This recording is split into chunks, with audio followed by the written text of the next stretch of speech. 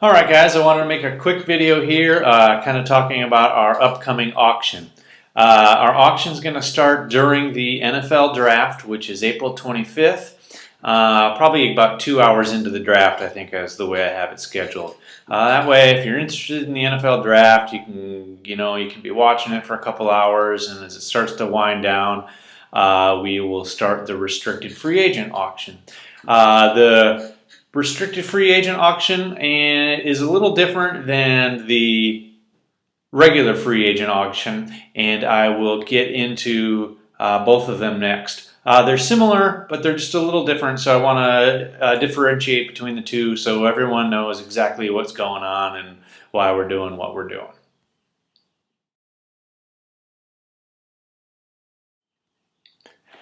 So now, the restricted free agent auction basically starts with, I automatically put all the low tender tags and transition tagged players onto the restricted free agent, onto the auction block. I do that for the owners at the price of those tags. Now, if you are an owner who put a tag on the player, you do not participate in the auction of your player. You will get to do that at a later time. Talented quarterback here, Jamie Burkett, was had a low tender tag placed on him by the Imperial Stormtroopers. The Imperial Stormtroopers don't bid. If you put the tag on the player, don't bid. You'll have a chance to match in a minute and later on, and I'll tell you about that here in a minute. So, if you're other than the Stormtroopers and you want to bid on Jamie Burkett, click on Place Auction Bid. It's pretty easy. It takes you to the screen. You put in your amount. Remember, it has to be in 50-cent increments. Let's say someone wants to put in $11, and you just go ahead and click the Submit Auction Bid for $11. It's that easy. Then you go back here to the screen, and you'll see that his auction price is now $11. Now these auctions are over right now they're set up so that the auction is over after the highest bidder hasn't changed for a week. Now I know that's what everyone complains about every year is the auction is boring. It's boring. Oh, it takes forever. Well, the reason that is because I would rather have it be a fair auction. Again, this is summertime. The emphasis here is not really to have a fun auction. The emphasis is to have a fair auction. A fun auction was we all get in a room and we drink beer and we do a live auction. Well, that's just not possible anymore for this league. We all live all across the country. We all have different schedules, kids, wives, all that stuff. So, in order to make it fair, we set it up for a week. I know it gets a little boring, but that's just the way it has to be the fairest. Obviously, as the season gets closer, we chop that time down and it goes to 5 days, 3 days, and then a 24-hour auction period during the season. So that's what I'm concerned about now, is just that this is a fair auction, and it's fair for everybody who has kids, who are going on vacation, who for whatever reason can't be in a live auction. Then all you have to do is go onto the website once a week and make your auction bids if you want to do that. Hopefully you're on more than once a week. Anyway, so that's it with the restricted free agent auction. Also with the restricted free agent auction, again, we do this total contract value bidding, except for these restricted free agents are only signed to 1 year, so their 1 year contract, that is the total contract value. So you don't have to worry about a contract calculator at this point at all with the restricted free agents. Just put it in there for the price that you want to pay the player for this year, and that's the price. We'll deal with the TCV bidding here in a minute with the regular unrestricted free agent auction. Now, if no other team puts a bid on these restricted free agent, the system automatically puts that player onto the team who placed the tag. Now, if a team does bid on a player, somebody pays $12 for Jamie Burkett, the original team has the option to match. I believe it's 24 hours. You just post a message on the message board that yes, I will or I will not match the offer. Obviously, if we don't hear from you, you haven't matched the offer if the deadline passes. Usually I just text you or whatever, and I can post a picture of the text confirming that you want to match. If you don't want to match, that's fine, and then you'll get whatever compensation is awarded to you in accordance with the restricted free agent rules. So that's how restricted free agent auction works. Now let's talk about the unrestricted free agents.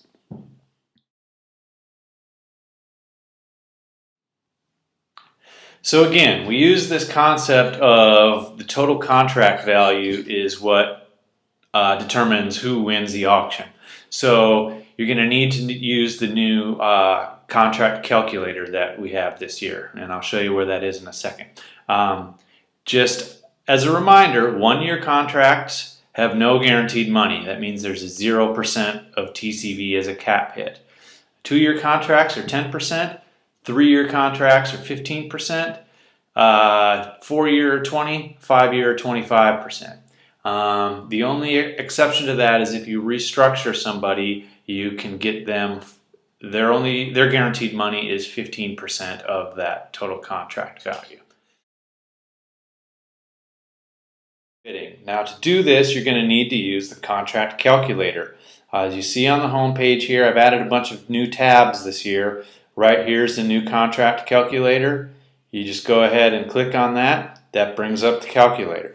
So let's use this Jamie Burkett example. Right now he is, let's just pretend now that he wasn't a restricted free agent, he's an unrestricted free agent. So here's the contract at $11 for 1 year. Obviously the total contract value is $11. Let's say somebody wants to bid a 2-year contract. So that'd be L2, and then you can go $5.50, compute contract. As you can see, now the total contract value is $12.50. So I could then take that $12.50 and then enter that in the auction bid here is $12.50. And then on the message board, you would post that you want to sign them to a 2-year contract starting at $5.50, just an L2 $5.50. So that's how you do the bidding for the total contract bidding. Obviously, this contract calculator this is what drives our league. This is all the percentages, all the formulas and everything are put into this contract calculator. So this is the official thing. Obviously, if you put in an illegal bid or a bid doesn't make sense, that bid just gets canceled and we'll just start the auction over for that player. So again, these unrestricted free agents will open that marketplace up as soon as all of the restricted free agent auctions are done. We'll do it like we've always done, where you can put one player per position on the up for auction at a time. Just, what that does is it makes sure that our markets aren't saturated, so you don't have 5 wide receivers up for auction at the same time, and you have an auction bid on 2 of them, and then you don't want to spend that much money, and then all of a sudden you get outbid on another auction, and so it becomes confusing. So if you just have one player up per position, that basically guarantees that we get the most, we try to maximize the value for those players. Another thing of auction etiquette is if you're online and you see that there's 1 day left in an auction, and then 12 hours, and then 2 hours, and then you finally decide to up the bid after waiting a week, there's nothing illegal against it, but it's just really bad etiquette. Nobody likes it. We understand if maybe you have a player, a tight end, and you're trying to wait till that tight end auction is over. Sometimes these auctions are going to overlap, and maybe you have your money tied up in one tight end, and then all of a sudden you get outbid, so then you have to do a last minute bid on a wide receiver. But it's just really bad form if you're purposely waiting until the last hour, 2 hours, 1 day of an auction, knowing full well that you want the player, but you're just basically being a dick about it. So just keep that in mind. If you want the player, go ahead and bid on them, but you can't sneak in at the last minute to get a player, because you have to wait that period of time for the auction to go through.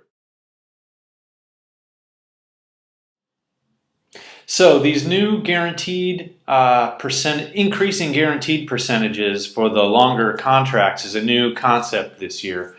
There's a lot of debate about it, but I think I did a good job of proving my point that this is going to be good for the league. Again, we had 75% of all of our contracts were 5 years in length. Now that's a good thing if you're a good team, but it's a horrible thing if you're a bad team, because that just means good teams are going to be good longer and bad teams are going to suck for longer. So let's kind of take a look at these contract structures and how they change with increasing contract length.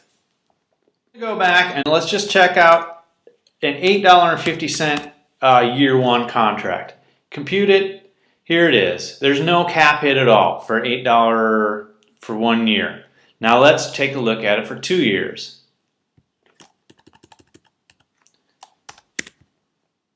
So this is going to be at 10% of TCV. So you're going to have a $2 cap hit the first year, $1.50 the second year. Let's check out the 3-year contract. Now this is where it gets interesting, because now, well, your cap hit is $5, so you're going to be paying a little bit more. That's going to be 15% of the TCV. Now let's check out what happens with the 4-year contract. If you sign a player to a four-year contract and trade or waive him that first year, you're actually going to be paying him more. You're going to be paying a cap hit of $9, which is 50 cents more than his actual salary. So you're really going to want to make sure that these players that you're signing to long-term deals are worth it. And again, let's check it out, a 5-year deal. So again, if you sign a player to a 5-year deal and then cut him the very first year of his contract, you're going to be paying almost twice as much in a cap hit as you are in salary. In year 2, you're still going to be paying more, and it isn't until year 3 that his salary is more than his cap hit. So it doesn't mean that you can't sign these guys to 5-year deals, but it just means that there's a lot less incentive to do it. There's going to be a lot more risk involved in doing it. These 5-year contracts, they were a really bad thing in this league, and again, every contract is going to be a little bit different, but on these 4 and 5-year contracts, if you cut or trade the player the first year of the contract, you're going to actually lose money. So just make sure you're aware of that. So anyway, guys, that pretty much concludes this video. If you have any questions, go ahead and ask them on the message board. Otherwise, I'm looking forward to this our free agency starting here really soon. Thanks a lot.